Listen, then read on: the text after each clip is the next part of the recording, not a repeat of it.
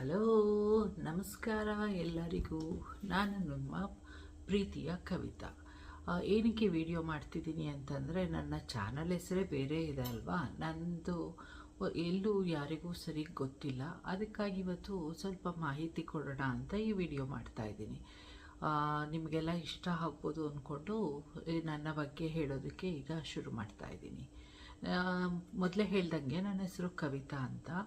ನಾನು ಹುಟ್ಟಿದ್ದು ಬೆಳೆದಿದ್ದು ಎಲ್ಲ ಮೈಸೂರಲ್ಲಿ. ಡಿಗ್ರಿ ಮಾಡೋದಕ್ಕೆ ಅಂದರೆ ನಾನು ಡೆಂಟಲ್ ಡಿಗ್ರಿ ಮಾಡೋದಕ್ಕೆ ಬ್ಯಾಂಗ್ಳೂರಿಗೆ ಹೋಗಿ 5 ಇಯರ್ಸ್ ಇದ್ದೆ ಅಷ್ಟೇ. ಆಗ ಏನು ಕಾಲೇಜ್ ಲೈಫು, ಹಾಸ್ಟೆಲ್ ಲೈಫು ತುಂಬಾ ಚೆನ್ನಾಗಿತ್ತು. ಆದರೂ ಈಗಂತರ ಇಲ್ಲ.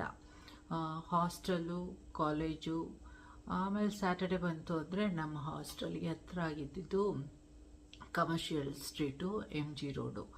ಆದರೂ MG ರೋಡಿಗೆ ಅಷ್ಟು ಹೋಗ್ತಾ ಇರಲಿಲ್ಲ. ಕಮರ್ಷಿಯಲ್ ಸ್ಟ್ರೀಟು ತುಂಬ ಹತ್ತಿರ, ಮಿನಿಮಮ್ ಚಾರ್ಜ್ ಇರ್ತಾಯಿತ್ತು ಆಟೋಗೆ. ಆಗ ಅದರಲ್ಲಿ ಹೋಗ್ತಾ ಇದ್ದಿದ್ದಷ್ಟೇ. ಅದು ಬಿಟ್ಟರೆ ಇನ್ನೆಲ್ಲೂ ಇಲ್ಲ. ಆಮೇಲೆ ಸ್ವಲ್ಪ ಏನಾದರೂ ರಜಾ ಬಂತು ಅಂತಂದರೆ ಬ್ಯಾಂಗ್ಳೂರಲ್ವಾ, ಆಂಟಿ ಮನೆಗೆ ಅಲ್ಲಿ ಅಂತ ಹೋಗ್ತಾ ಇದ್ದಿದ್ದು. ಕಾಲೇಜ್ ಮುಗಿಸ್ಕೊಂಡು ಏನೋ ಹೋಗ್ತಿದ್ದೆ, ಆಮೇಲೆ ಮಾರನೇ ದಿನ ಬಂದುಬಿಡ್ತಿದ್ದೆ ಅಷ್ಟೇ. ಆಮೇಲೆ ಮತ್ತೆ ಡಿಗ್ರಿ ಮುಗಿದ್ಮೇಲೆ ನಾನು ಮತ್ತೆ ಮೈಸೂರಿಗೆ ಹೋಗಿ ಅಲ್ಲಿ ಪ್ರಾಕ್ಟೀಸ್ ಮಾಡ್ತಾಯಿದ್ದೆ. ಆಮೇಲೆ ಮದುವೆ ನಂತರ, ಮದುವೆ ಆದಮೇಲೆ ನ್ಯೂಜಿಲ್ಯಾಂಡಿಗೆ ಬಂದೆ. ಯಾಕೆ ಅಂತಂದರೆ ಹಸ್ಬೆಂಡು ನ್ಯೂಜಿಲ್ಯಾಂಡಲ್ಲಿ ಇದ್ದರು. ಅವರು ಮೆಡಿಕಲ್ಲೇ, ನಾನು ಮೆಡಿಕಲ್ಲೇ, ಇಬ್ಬರದು ಒಂಥರ ಮೆಡಿಕಲ್ ಫೀಲ್ಡು. ಆಮೇಲೆ ಮೆಡಿಕಲ್ ಫೀಲ್ಡು ಆಗ ಏನು ಕೆಲಸಕ್ಕೆಲ್ಲ ಹೋಗ್ತಾ ಇರಲಿಲ್ಲ. ಆಮೇಲೆ ಮಕ್ಕಳು ಒಂದಾದಮೇಲೆ 2 ಗಂಡು ಮಕ್ಕಳು ಬಂದರು. ಚಿಕ್ಕವನು ಸ್ಕೂಲಿಗೆ ಶುರು ಆದಮೇಲೆ ನಾನು ಕೆಲಸ ಅಂತ ಶುರು ಮಾಡಿದ್ದು, ಕೆಲಸ ಮಾಡ್ತಾಯಿದ್ದಿದ್ದು. ಇಲ್ಲಿ ಏನು ನಾನು ಡೆಂಟಿಸ್ಟ್ ಆಗಿ ಪ್ರಾಕ್ಟೀಸ್ ಮಾಡಿಲ್ಲ. ಜಸ್ಟ್ ಡೆಂಟಲ್ ನರ್ಸ್ ಆಗಿ ವರ್ಕ್ ಮಾಡ್ತಾಯಿದ್ದೀನಿ. ಅದು ನನಗೆ ಕನ್ವೀನಿಯೆಂಟ್ ಆಗಿ ಟೈಮು ಎಲ್ಲ ಸರಿ ಬಂದರೆ ಮಾತ್ರ ಹೋಗ್ತೀನಿ. ಇಲ್ಲ ಅಂತಂದರೆ ಹಾಗೆ ಫುಲ್ ಟೈಮ್ ಮತ್ತೆ ಏನಾದರೂ ಓದೋಣ ಅಂತ ಯೋಚಿಸ್ತಾ ಇದ್ದೀನಿ. ಇನ್ನು ನನ್ನ ಚಾನಲ್ ಬಗ್ಗೆ, ಇದು ನಂದು ಸ್ವಲ್ಪ ನನ್ನ ಬಗ್ಗೆ ಹೇಳ್ಕೊಂಡಿದ್ದು. ಇನ್ನು ನನ್ನ ಚಾನಲ್ ಬಗ್ಗೆ, ಇದು ಟ್ರಾವೆಲಿಂಗ್ ಚಾನಲ್ಲು. ದಿನ ಏನು ವಿಡಿಯೋ ಅಪ್ಲೋಡ್ ಮಾಡ್ತಾಯಿಲ್ಲ. ಈಗ ಒಂದು ಸ್ವಲ್ಪ ಅಟ್ಲೀಸ್ಟ್ ಒಂದು ವಾರಕ್ಕೆ ಒಂದು 3 ವಿಡಿಯೋನಾದರೂ ಹಾಕೋಣ ಅಂತ ಇದ್ದೀನಿ. ಶಾರ್ಟ್ಸು ಆದಾಗ ಹಾಕೋಣ ಅಂತ ಅಷ್ಟೇ. ಯಾಕೆ ಅಂತಂದರೆ ಈಗ ಮಕ್ಕಳು ಅಲ್ಲಿ ಇಲ್ಲಿ ಕರ್ಕೊಂಡು ಹೋಗೋದಿರುತ್ತೆ. ಅಂದರೆ ಮಕ್ಕಳಿಗೆ ಫುಟ್ಬಾಲಿಗೆ ಕರ್ಕೊಂಡು ಹೋಗೋದು ವಾರಕ್ಕೆ 2 ದಿನ. ಆಮೇಲೆ ಅವ್ರದ್ದು ಕರಾಟೆ ಕ್ಲಾಸಸ್ಗೆ ಹೋಗ್ತಾರೆ. ಅಂದರೆ ಕರಾಟೆ ಅಂತ ಅಲ್ಲ, ಮಾರ್ಷಿಯಲ್ ಆರ್ಟ್ಸು, ಟೈಕೊಂಡೋ ಅಂತ, ಅದಕ್ಕೆ ಹೋಗ್ತಾರೆ. ಅದಕ್ಕೆ ಕರ್ಕೊಂಡು ಹೋಗೋದು, ಮತ್ತಿನ್ನೇನಾದರೂ ಅವರಿಗೆ ಓದಿಸೋದು, ಹೇಳ್ಕೊಡೋದು ಅದಿರುತ್ತಲ್ಲ.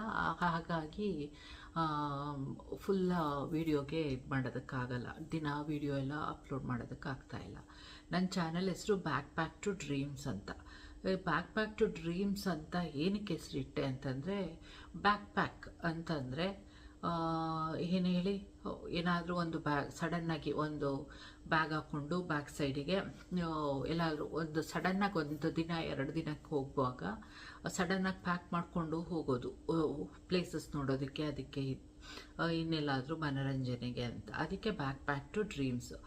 ಒಂದೊಂದು ಸಲ ಅನ್ಕೋತೀವಿ ಡ್ರೀಮ್ಸ್ ಅಂತ, ಅದಕ್ಕೆ ಬ್ಯಾಕ್ ಪ್ಯಾಕಿಗೆ ಏನಕ್ಕೆ ಸೇರಿಸ್ತೆ ಅಂತಂದರೆ, ಎಲ್ಲಾದರೂ ಹೋಗ್ತಾ ಇರ್ತೀವಿ, ಅದಕ್ಕೆ ಪ್ಲ್ಯಾನ್ ಇರಲ್ಲ. ಆಮೇಲೆ ಮುಂದೆ ಎಲ್ಲಾದರೂ ಒಂದು ದಿನ ಹೋಗೋಣ, ಅಲ್ಲಿಗೆ ಹೋಗಬೇಕು, ಅದನ್ನು ಮಾಡಬೇಕು ಅಂತ ಆಸೆ ಇಟ್ಕೊಂಡಿರ್ತೀವಲ್ಲ, ಅದಕ್ಕೋಸ್ಕರ ಅದನ್ನು ಬ್ಯಾಕ್ ಪ್ಯಾಕ್ ಟು ಡ್ರೀಮ್ಸ್ ಅಂತ ಇಟ್ಟೆ. ಇದು ನನ್ನ ಚಾನಲ್ನ ಮಾಹಿತಿ. ಈಗ ತಾನೇ ಒಂದು ಲಾಸ್ಟ್ ವೀಕಿಂದ ನಾನು ಅದರಲ್ಲಿ ಲೈವ್ ಶುರು ಮಾಡಿದ್ದೀನಿ. ಅದು ಸಂಜೆ 4 ಗಂಟೆ ಇಂಡಿಯಾ ಟೈಮಿಗೆ, 4 ಅಥವಾ 3:30 ನನ್ನ ಟೈಮು. ಆಗ 10 ಗಂಟೆ ಆಗಿರುತ್ತೆ. ನನ್ನ ಟೈಮು 10 ಗಂಟೆ ಅಂತಂದರೆ 6:15 ಗಂಟೆ ಡಿಫ್ರೆನ್ಸು. 10 ಗಂಟೆ ಅಂದರೆ ಒಂದು 5-10 ನಿಮಿಷ ಹೆಚ್ಚು ಕಮ್ಮಿ ಆಗ್ಬೋದು. ಮುಂಚೆ ಅಂತೂ ಶುರು ಮಾಡಿಲ್ಲ, ಒಂದು 5 ನಿಮಿಷ ಲೇಟಾಗಿ ಆಗಬಹುದೇನೋ. ಕರೆಕ್ಟಾಗಿ ಎಕ್ಸಾಕ್ಟಾಗಿ ಶುರು ಮಾಡೋಣ 10 ಗಂಟೆ ಅಂತ ಅನ್ಕೋತೀನಿ, ಆದರೆ ಆಗ್ತಾನೇ ಇಲ್ಲ. ಆ, ಅದು ಲಾಸ್ಟ್ ವೀಕಿಂದ ಶುರು ಮಾಡಿರೋದು ಲೈವ್ನ. ನೋಡೋಣ ಹೇಗಾಗುತ್ತೆ. ಒಂದು ಟೈಮು ಅಂತ ಮಾಡ್ತಾ ಇದ್ದೀನಿ, ಆಮೇಲೆ ಏನಾದರೂ ಟೈಮ್ ಆದರೆ 2 ಟೈಮ್ ಮಾಡುವ. ನಿಮ್ಮ ಇದು ನೀವೆಲ್ಲ ಹೆಚ್ಚಿಗೆ ಬಂದು ಮಾತಾಡೋದಕ್ಕಾದರೆ. ಇದು ನನ್ನ ಚಾನಲ್ನ ಮಾಹಿತಿ. ಇನ್ನು ನ್ಯೂಜಿಲ್ಯಾಂಡ್ ಮಾಹಿತಿ ಕೊಡ್ತೀನಿ. ನ್ಯೂಜಿಲ್ಯಾಂಡ್ ಅಂತಂದರೆ ಒಂದು ದ್ವೀಪ ಅಲ್ವಾ, ಆಸ್ಟ್ರೇಲಿಯಾ ಪಕ್ಕ. ಆಸ್ಟ್ರೇಲಿಯಾ ಸಿಡ್ನಿಗೆ ಮತ್ತು ಆಕ್ಲ್ಯಾಂಡಿಗೆ ಫ್ಲೈಟ್ ಒಂದು 2 ಅವರ್ಸ್ ಅಷ್ಟೇ. ಆಯಿತಾ, ವೀಕೆಂಡಿಗೆಲ್ಲ ಎಷ್ಟೋ ಸಲ ಟ್ರಿಪ್ ಹೋಗಬಹುದು. ಸ್ಯಾಟರ್ಡೇ ಹೋಗಿ ಸಂಡೇ ಸಂಜೆ ಅಥವಾ ಮಂಡೇ ಬಂದುಬಿಡ್ಬೋದು, ಆ ಥರ ವೀಕೆಂಡ್ ಟ್ರಿಪ್ಗಳು ಅಂತಂದರೆ. ಈ ಆಕ್ಲ್ಯಾಂಡ್ ಒಂದು ದ್ವೀಪ. ಇದರಲ್ಲಿ ಒಂದು ನಾರ್ತ್ ಲ್ಯಾಂಡು ಒಂದು ಸೌತ್ ಲ್ಯಾಂಡ್ ಅಂತ ಇದೆ. ಇವೆರಡಕ್ಕೂ ಸೆಪ್ರೇಟ್ ಆಗಿದೆ, ನಾರ್ತ್ ಲ್ಯಾಂಡು ಮತ್ತು ಸೌತ್ ಲ್ಯಾಂಡು ಅಂತ. ಅದ್ರ ಮಧ್ಯ ಸಮುದ್ರ ಹೋಗುತ್ತೆ. ಅದಕ್ಕೆ ಈಗ ನಾರ್ತಿಂದ ಸೌತಿಗೆ ಹೋಗಬೇಕು ಅಂತಂದರೆ ನಾವು ನಾರ್ತಿಂದ ಸೌತ್ ಇದು ಬಾಟಮ್ ಕೆಳಗಡೆ ನಾರ್ತ್ ಐಲ್ಯಾಂಡ್ದು ಅಲ್ಲಿ ತನಕ ಕಾರಲ್ಲಿ ಹೋಗ್ಬೋದು. ಆಮೇಲೆ ಸೌತಿಗೆ ಹೋಗಬೇಕು ಅಂತಂದರೆ ಕನೆಕ್ಟಿಂಗ್ ಫೆರೀಸ್ ಅಂತ ಇರುತ್ತಲ್ಲ, ಅದರಲ್ಲಿ ಹೋಗ್ಬೋದು. ಹೇಗೆ ಅಂತಂದರೆ ಗೋವಾ ಮತ್ತು ಬೇರೆ ಕಡೆ ಎಲ್ಲ ಕೇರಳದಲ್ಲ ಎಲ್ಲೆಲ್ಲೋ ಒಂದು ಇದು ಬೋಟ್ದು ಟ್ರಿಪ್ ಇರುತ್ತಲ್ಲ, ಆ ಥರ ಇದು ಕಾರ್ನು ಹಾಕ್ಕೊಂಡು ಅದರಲ್ಲಿ ಹೋಗ್ಬೋದು. ಸೌತ್ ಐಲ್ಯಾಂಡಲ್ಲಿ ತುಂಬ ಅಂದರೆ ಸ್ನೋ ಇರುತ್ತೆ, ಹಿಮ. ಇಲ್ಲಿ ನಾ ಇರೋ ಕಡೆ ಆಕ್ಲ್ಯಾಂಡು ಅಷ್ಟೊಂದು ಸ್ನೋ ಅಂತೂ ಇಲ್ಲವೇ ಇಲ್ಲ. ಒಂದು ಪ್ಲೇಸಲ್ಲಿ ಅಷ್ಟೇ ಟಾಪ್ ಆಕ್ಲ್ಯಾಂಡಿಂದ ಮೇಲೆ ಹೋಗ್ತಾ ಅದೊಂದು ಪ್ಲೇಸಲ್ಲಿ ಇದಾಗುತ್ತೆ, ಸ್ನೋ ಆಗುತ್ತೆ. ಆದರೆ ಸೌತಲ್ಲಂತೂ ತುಂಬ ಆಗುತ್ತೆ. ಈಗ ನನಗೆ ಈ ವಿಂಟರು ಯಾವಾಗ ಅಂತಂದರೆ ಮಾರ್ಚ್ ಎಂಡಿಂದ ಶುರು ಆಗುತ್ತೆ. ಆಗ ಅಷ್ಟೊಂದೇನು ಚಳಿ ಇರಲ್ಲ. ಎಕ್ಸಾಕ್ಟಾಗಿ ತೊಗೋಬೇಕು ಅಂತಂದರೆ ಏಪ್ರಿಲ್ ಮೇಲೆ ಚಳಿ ಶುರು ಆಗೋದು. ಏಪ್ರಿಲಿಂದ ಸ್ವಲ್ಪ ಸ್ವಲ್ಪ ಶುರು ಆಗುತ್ತೆ. ಆಮೇಲೆ ಹಾಗೇ ಸ್ವಲ್ಪ ಇದಾಗ್ತಾ ಇದ್ದಾಗ ಪೀಕಲ್ಲಿ ಬರೋದು ಏನೋ ಮೇನೂ ಅಲ್ಲ, ಜೂನ್ ಜುಲೈ ಆಗಸ್ಟಲ್ಲೂ ಇರುತ್ತೆ ಪೀಕು. ಅಂದರೆ ತುಂಬ ಚಳಿ ಆಗ್ತಿರುತ್ತೆ. ರಾತ್ರಿ ಎಲ್ಲ ಹೇಗೆ ಅಂತಂದರೆ ನಾನು ಲೈವ್ ಮಾಡ್ತಾ ಇದ್ದೆ ಅಲ್ವಾ, ನನ್ನ ಬೆರಳುಗಳೆಲ್ಲ ಒಂಥರ ಇದು ಫ್ರೀಝರಲ್ಲಿ ಕೈ ಇಟ್ಟರೆ ಹೇಗಾಗುತ್ತೆ ಕೊರ್ತಾ ಆ ಥರ ಆಗ್ತಾಯಿತ್ತು. ಇನ್ನು ಸೌತ್ ಐಲ್ಯಾಂಡಿಗೆ ಹೋದರೆ ಮೈನಸ್ ಇರುತ್ತೆ. ನಮಗೆ ಅಷ್ಟು ಆಕ್ಲ್ಯಾಂಡಲ್ಲಿ ಮೈನಸ್ ಆಗಲ್ಲ ಟೆಂಪ್ರೇಚರು. ಮಧ್ಯರಾತ್ರಿ ಮಲಗಿರುವಾಗ ಇದಾಗುತ್ತೆ, ಮೈನಸ್ಸಿಗೆ ಹೋಗುತ್ತೆ ಟೆಂಪ್ರೇಚರು, -2 -3 ಅಷ್ಟೇ.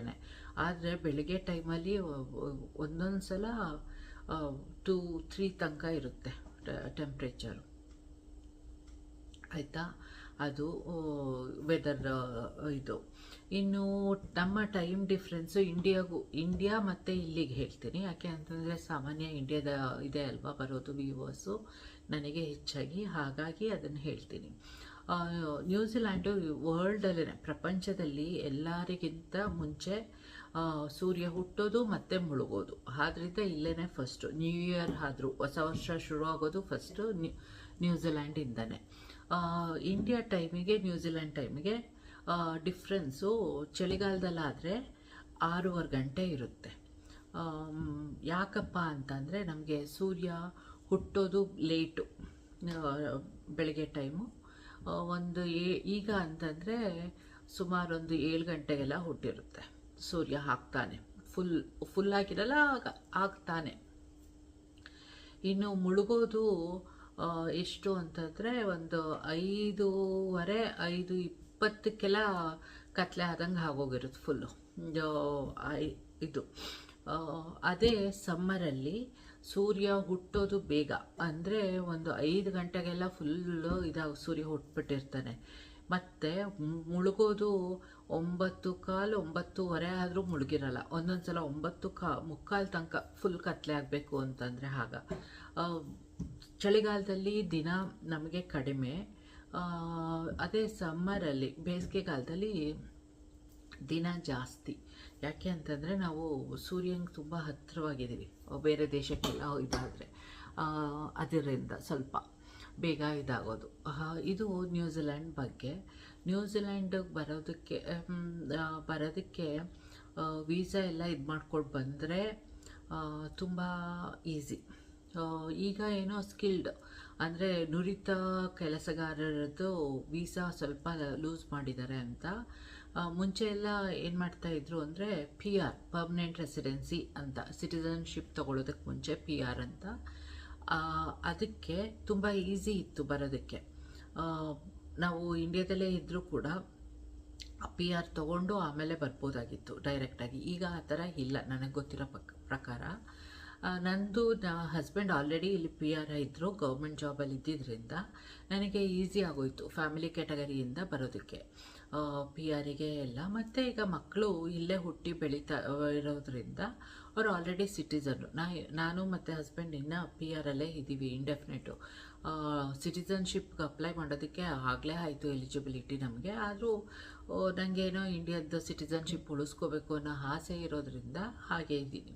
ನೋಡೋಣ ಮುಂದೆ ಹೇಗೆ ಇದಾಗುತ್ತೆ ಅಂತ.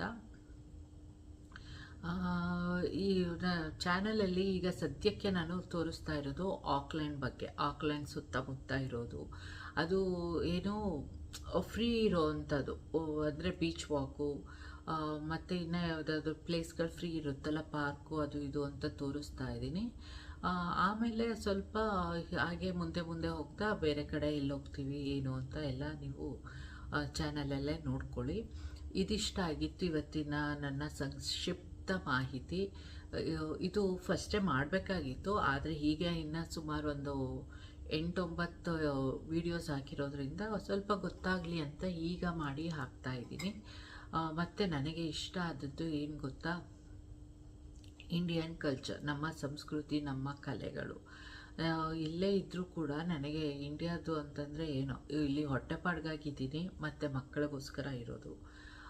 ಆದರೆ ನನ್ನ ಹೃದಯ ಉಸಿರು ಎಲ್ಲ ಇರೋದು ಇಂಡಿಯಾ. ಮತ್ತು ಇಂಡಿಯಾ ಅದರಲ್ಲೂ ಮೈಸೂರು ಅಂದರೆ ತುಂಬಾ ಮಿಡಿಯುತ್ತೆ. ಬ್ಯಾಂಗ್ಳೂರಲ್ಲಿ ಇದ್ದರೂ ಕೂಡ ನನಗೆ ಅಷ್ಟೊಂದೇನು ಇಷ್ಟ ಆಗಲಿಲ್ಲ ಬೆಂಗಳೂರು, ಮೈಸೂರೇ. ಆದರೆ ಈಗ ಮೈಸೂರಲ್ಲೂ ತುಂಬ ಜಾಸ್ತಿ ಏನೋ ಜಾಸ್ತಿ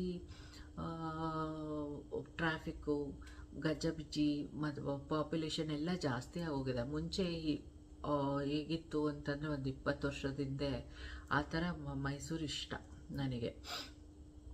ಆದರೆ ಈಗ ಬಂದಿದ್ನಲ್ಲ, ಈಗ ಎಲ್ಲ ಟ್ರಾಫಿಕ್ ಎಲ್ಲ ನೋಡಿ ಇದು ಹೀಗೆ ಆಗ್ತಿದೆ ಅಂತ ಅಂದ್ಕೊಂಡೆ. ಮುಂಚೆ ಇತ್ತಲ್ಲ ಮೈಸೂರು, ಆ ಥರ ನಮ್ಮ ಆಕ್ಲ್ಯಾಂಡು ಇತ್ತು. ಆದರೆ ಆಕ್ಲ್ಯಾಂಡು ಈಗ ಮೈಸೂರು ಇದೆಯಲ್ಲ ಆ ಥರ ಟ್ರಾಫಿಕ್ಕು ಎಲ್ಲ ಪಾಪ್ಯುಲೇಷನ್ ಎಲ್ಲ ಜಾಸ್ತಿ ಆಗೋಗಿದೆ. ಏನು ಮಾಡೋಕ್ಕಾಗಲ್ಲ ಅಲ್ವಾ. ಒಂದು ದೇಶ ಅಥವಾ ಒಂದು ಪ್ರದೇಶ ಬೆಳಿಬೇಕು ಅಂತಂದರೆ ಅವೆಲ್ಲ ಆಗಲೇಬೇಕಲ್ವಾ. ಅವೆಲ್ಲ ಇನ್ಎವಿಟಬಲ್ ಅಂತ ಅಷ್ಟೆ. ಮತ್ತು ಇಂಡಿಯಾದ ಈಗ ಹೇಗೆ ಡ್ರೆಸ್ ಆಗಿದ್ದೀನಿ ಅದೇ ಥರ ಡ್ರೆಸ್ ಆಗೋದಕ್ಕೆ ಇಷ್ಟ. ಇಂಡಿಯಾದ ಸಲ್ವಾರು ಅದೇ ಇಷ್ಟ. ಇಂಡಿಯಾಗೆ ಬಂತು ಅಂತಂದರೆ ಸಲ್ವಾಜೇ ಹಾಕೋದು, ಬೇರೆ ಇಷ್ಟ ಆಗಲ್ಲ. ಆಮೇಲೆ ಬಳೆ ಇವತ್ತು ಹಾಕಿರೋದು ಕಡಿಮೆ, ಆ್ಯಕ್ಚುಲಿ ತೋರಿಸ್ಬೇಕು ಅಂತಲೇ ಹಾಕ್ಕೊಂಡೆ. ಫುಲ್ ಗಾಜಿನ ಬಳೆ ಹಾಕ್ಕೊಂಡಿರ್ತೀನಿ. ಮತ್ತು ಇಲ್ಲಿ ಏನೂ ಬಿಚ್ಚಲ್ಲ. ಇಲ್ಲಿ ಗಾಜಿನ ಬಳೆ ಅಂತಂದರೆ ಇದೊಂದೇ ಹಾಕೋದು, ಹೊಡೆಯುತ್ತೆ. ಮತ್ತು ಕೆಲಸಕ್ಕೆ ಹೋದಾಗ ದಿನ ತೆಗಿಯೋದಕ್ಕೆಲ್ಲ ಆಗಲ್ಲ ಅಲ್ವಾ, ಅದರಿಂದ ಅದಕ್ಕಷ್ಟೇ. ಈ ಸಲ ಬಂದಿದ್ದಾಗ ಮೈಸೂರಿಗೆ ಬ್ಯೂಟಿ ಪಾರ್ಲರ್ ಅವ್ರು ಕೇಳ್ತಾಯಿದ್ರು. ಫಸ್ಟ್ ಕೇಳಿದ್ರು ಯಾವ ಊರು ನಿಮ್ಮದು ಏನು ಅಂತ. ಆಗ ಅವ್ರಿಗೆ ಏನು ಆನ್ಸರ್ ಮಾಡೋದು ಅಂತ ಕನ್ಫ್ಯೂಸ್ ಆಗ್ತಾಯಿತ್ತು. ಆಮೇಲೆ ಹೇಳಿದೆ ಅವ್ರಿಗೆ ಇಲ್ಲಿಯವರೇ, ಆದರೆ ಇಲ್ಲಿಲ್ಲ ಅಂತ ಹೇಳಿದೆ. ಆಮೇಲೆ ಹೌದಾ ಎಲ್ಲಿರೋದು ಅಂತ ಕೇಳಿದಾಗ ನ್ಯೂಜಿಲ್ಯಾಂಡ್ ಅಂತ ಅಂದಾಗ, ಹೌದಾ ನೀವು ಹಾಗನ್ಸೋದೇ ಇಲ್ಲ. ಯಾಕೆ ಅಂತಂದರೆ ನೀವು ಇಷ್ಟು ಎಲ್ಲದನ್ನೂ ಹಾಕ್ಕೊಂಡು ಇಷ್ಟು ಕಲ್ಚರಲ್ ಆಗಿರೋದ್ರಿಂದ ಹಾಗನ್ಸಲ್ಲ ಅಂತ. ಯಾಕೆ ಅಂತಂದರೆ ಕಾಲುಂಗ್ರ ಇತ್ತು, ಕೈಯಲ್ಲಿ ಫುಲ್ ಬಳೆ ಇತ್ತು, ಮೂಗುತಿ ಇತ್ತು. ಆ್ಯಕ್ಚುಲಿ ಮೂಗಲ್ಲಿ ತೂತಿಲ್ಲ, ಅದರ ಪ್ರೆಸ್ಸಿಂಗ್ದನ್ನು ಹಾಕ್ಕೊಂಡಿದ್ದೆ ಇಷ್ಟ ಅಂತ ಅಂದ್ಬಿಟ್ಟು. ಅದಕ್ಕೆ ಅವರು ಅದನ್ನು ಕೇಳಿದ್ರು. ನಾ ಹೇಳಿದೆ ಈ ದಿನ ಈ ಥರನೇ ಇರೋದಕ್ಕೆ ಇಷ್ಟ. ಆದರೆ ಏನು ಮಾಡೋಣ, ಅಲ್ಲಿ ಇಂಡಿಯಾ ಬಿಟ್ಟು ಹೋದ್ಮೇಲೆ ಬೇರೆ ಕಡೆ ಹಂಗೆ ಇರೋದಕ್ಕೆ ಆಗಲ್ಲ ಅಂತ ಅಲ್ಲ, ಕೆಲಸ ಅದು ಇದು ಹೋಗುವಾಗ ಆಗಲ್ಲ, ಅದಕ್ಕೆ ಈ ಥರ ಅಂತ.